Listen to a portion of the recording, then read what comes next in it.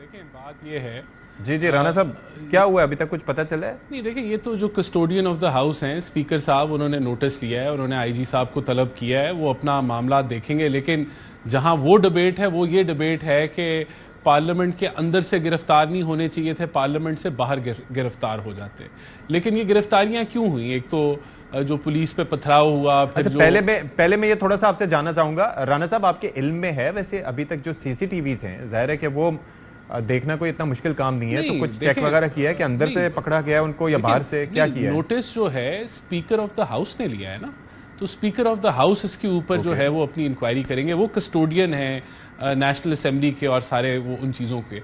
लेकिन हम ये कह रहे हैं कि ये बिल्कुल जो गिरफ्तारियां हुई हैं, क्यों मुकदमे वापस लिए जाएं? जब आपने वॉयलेट किया एनओसी को, आपने फिर पथराव किया पुलिस पे, और फिर जो आपने तकरीर की वहाँ, उस तकरीर को आप कहें कि जी जोशे खिताबत है, जलसों में ऐसी बातें होती हैं। नहीं, ऐसा नहीं है।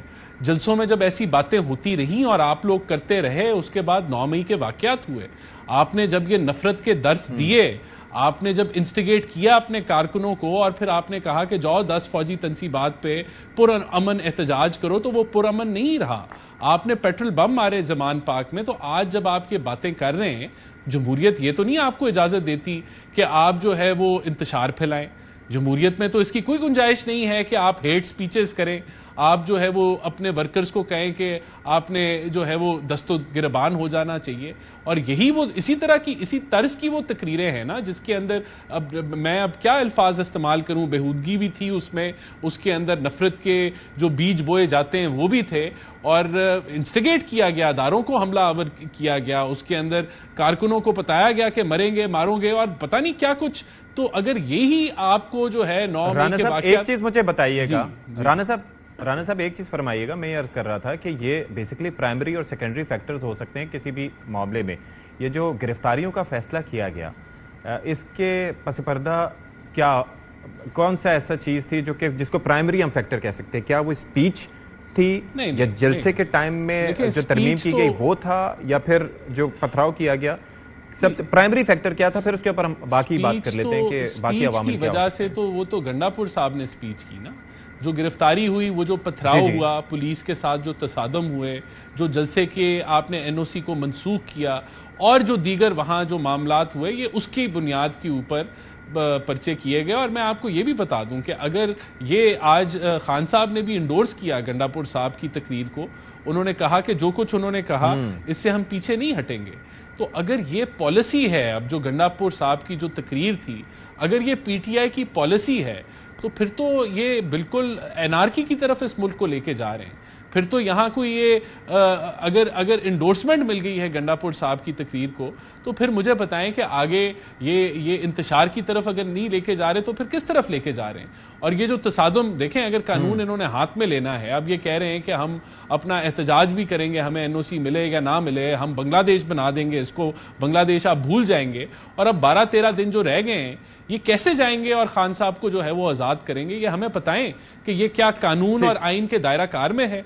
और अगर ये इनका अगर इनकी पॉलिसी है अब, जिसको एंडोर्समेंट मिल गई है, तो जब ये इस पॉलिसी के तहत आगे बढ़ेंगे, तो क्या कानून और आइन जो है वो अपने गर्जिश में नहीं आएगा? क्या वो इम्प्लीमेंट नहीं होना शुरू होगा? क्या गवर्नमेंट कायम नहीं होगी? ठीक है, I got your point Rana साहब। Let me ask this question to senator साहब। बहैसियत मजमुई, देखें, everybody looks up to the parliament, specially the people who are sitting in it. जाहिर है कि आइन साज असम्बली भी है, कानून साज असम्बली भी है, लोगों की नुमाइंदगी भी उसूलन करनी चाहिए। वहाँ पर जिस तरह की लैंग्वेजेस यूज़ की जाती हैं, मिसाल के तौर पर अगर तहरीक इंसाफ एक ज़ुबान इस्तेमाल करती है और जवाब में नून लीग भी वही उसी तर्ज का लहजा इख्तियार करती है, तो एक गलत दूसरे गलत को सही नहीं कर सकता। तो who will put a full stop to it?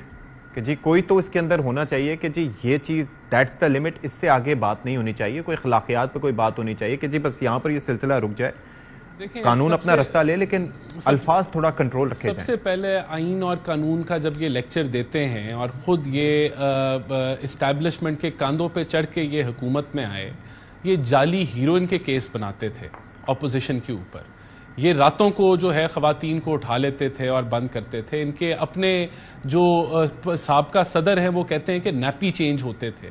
ये जमहूरियत का जो है वो लेक्चर देंगे, आइन कानून का ये लेक्चर देंगे कौम को, जो खुद चोर के रास्ते से आए और अब ये जमहूरी बन गए हैं। और फिर ये 9 मई के वाकयात के बाद और इंतशार फैलाने के बाद और पेट्रोल बम मारने के बाद, देखिए मैं सवाल कुछ कर रहा हूं, जो आपका सवाल का जवाब पे मैं सवाल गंदम जवाब जाना, मेरा सवाल सीधा मैं आपको इसका स्पेसिफिक जवाब दे देता हूं। Full stop to it. देखिए फुल स्टॉप के लिए तो कहा था ना प्राइम मिनिस्टर ऑफ पाकिस्तान ने फ्लोर ऑफ द हाउस में कि आए मुल्क की बका और तरक्की के लिए बैठ जाते हैं, तो इन्होंने कहा इसको हम रद्द करते हैं।